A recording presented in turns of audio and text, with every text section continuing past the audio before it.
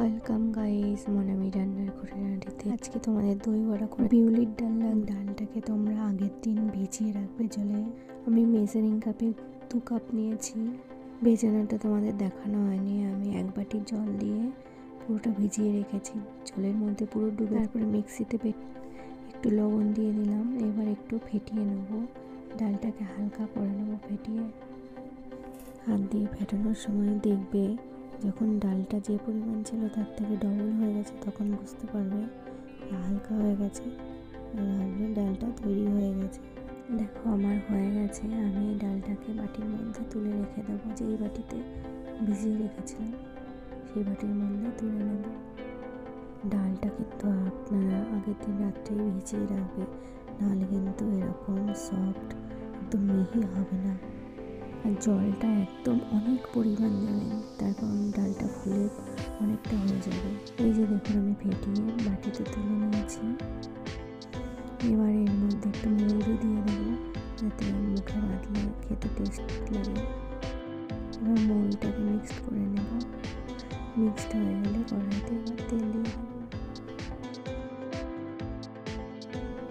কড়াইটাকে তাতিয়ে নিলাম। লোহার কড়াই করছি, আপনারা অন্য কড়াইতেও করতে পারেন। এখন তেল দিয়ে দিলাম। বেশি পরিমাণ করে তেল দেবেন। একটু তেলটাকে গরম করে নিয়ে আমি বড়াগুলোকে হালকা হাতে ছেড়ে দেবো।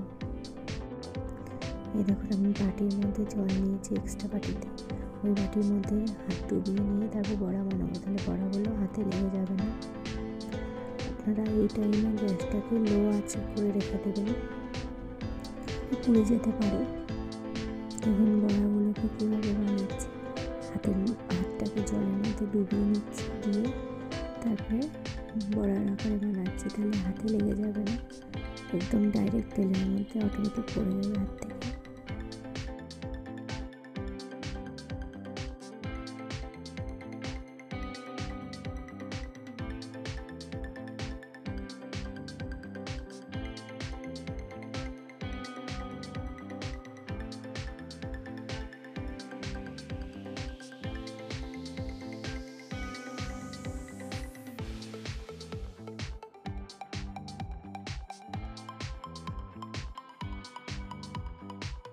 দেখুন আমার মনে হচ্ছে উল্টো পিঠটা হয়ে গেছে। এবার আমি উল্টে দেব। আস্তে আস্তে করে উল্টাবেন, না হলে একটার সঙ্গে আরেকটা লেগে যাওয়ার সম্ভাবনা থাকবে।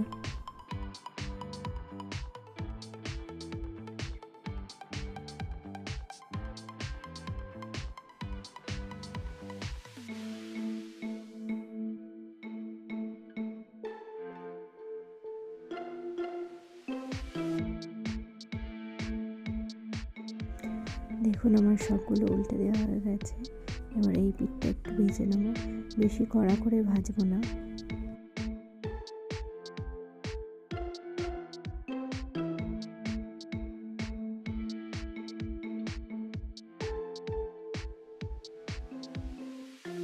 দেখুন এবার বড়াগুলো একদম রেডি হয়ে গেছে, আমি এবার তুলে নেব।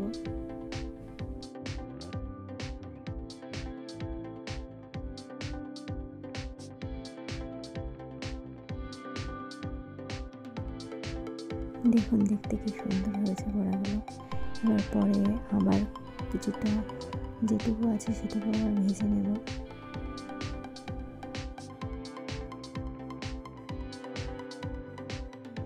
দেখুন আমি পরে আবার দিয়েছি, এগুলো ভেজে নিচ্ছি।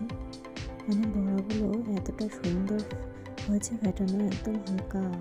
দেখুন সব আমার ভাজা হয়ে গেছে, ভেজে বাটির মধ্যে তুলে নিয়েছি সবগুলো। এরকম হালকা করেই ভাজবেন, যাতে ভেতরটাও একটু নরম থাকে। জলে ডোবালে যাতে ভেতরটা একদম জল ঢুকে একদম নরম সফট হয়ে যায়। এবার 2 বাটি ছোটো বাটি, দেখুন 2 বাটি জল ঢেলে নিলাম একটা বড় বাটির মধ্যে।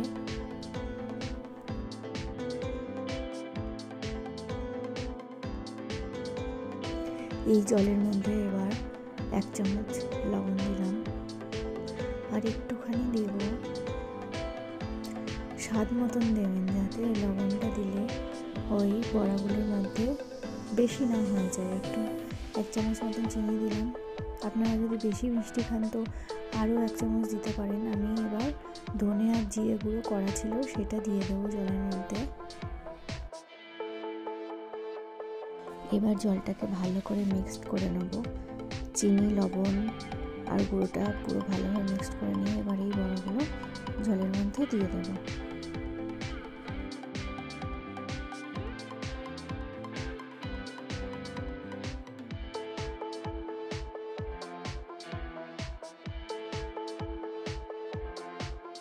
আমি কিছু ভাজা বড়া রেখে দিলাম, ভাজা বড়া খেতেও ভালো লাগে, ওই জন্য রেখে দিলাম। এবার এগুলোকে একটু আঙুল দিয়ে ঘুরিয়ে ঘুরিয়ে জলের মধ্যে দিয়ে দিলাম, যাতে চারিদিকটা ভিজে যায়, আস্তে আস্তে ডুবে যায় বড়াগুলো। এবার ঢেকে রেখে দেবো কিছুটা টাইম, 20 মিনিট মতো ঢেকে রাখবেন। একটু টক টক হওয়ার জন্য আমি কিছু পরিমাণ তেঁতুল নিয়েছি, জলে এটাকে মিশিয়ে নেব। দেখুন মেশানো হয়ে গেলে বিচিগুলো আর ওর খোসাটা সব ফেলে দেবো।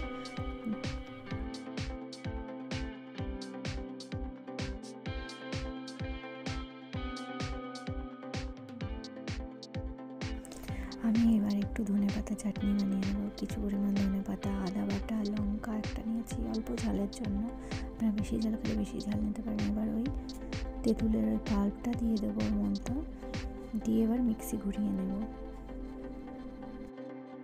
ও আচ্ছা, আর একটু পরিমাণ বিট নুন দিলাম স্বাদ মতন। এই দেখুন আমার ধনেপাতা চাটনিটা হয়ে গেছে। এবার দই বড়া স্পেশাল জিনিস যেটা দই, আমি এই চামচে 3 চামচ দই নিয়েছি।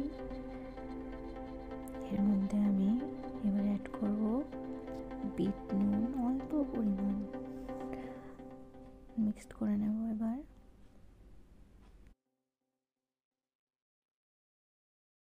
দইটা যেহেতু ঘন রয়েছে আমি ওর মধ্যে একটু জল অ্যাড করে নেব 2 চামচ মতন।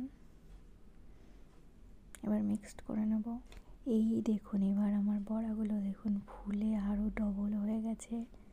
এবার চিপে আমি বড়াগুলোকে তুলে রেখে দেব।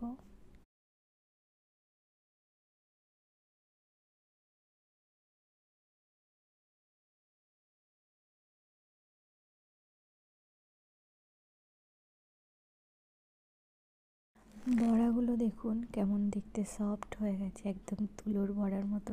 এবার এই দইটা বড়ার মধ্যে ঢেলে দেব, দিয়ে তারপরে দইটা বড়াগুলোর গায়ে ভালো করে চামচ দিয়ে মাখিয়ে নেব, সব বড়াগুলোর গায়ে। এই দেখুন মাখানো হয়ে গেছে আমার।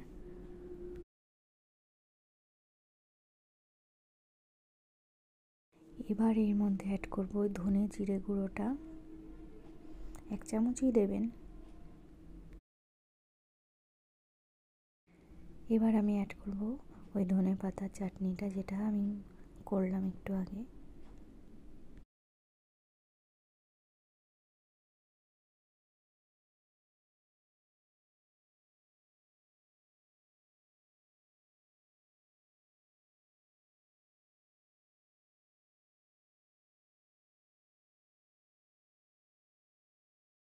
এক চিমটে মতন লঙ্কার গুঁড়ো অ্যাড করতে পারেন। যদি আপনাদের টকটা কম লাগে তাহলে একটু সসও নিয়ে নিতে পারেন, টমেটো সস। দেখুন আমার দই বড়াটা কম। ভিডিওটা ভালো লাগলে লাইক কমেন্ট করতে ভুলবেন না বন্ধুরা। আজকের মতন টাটা।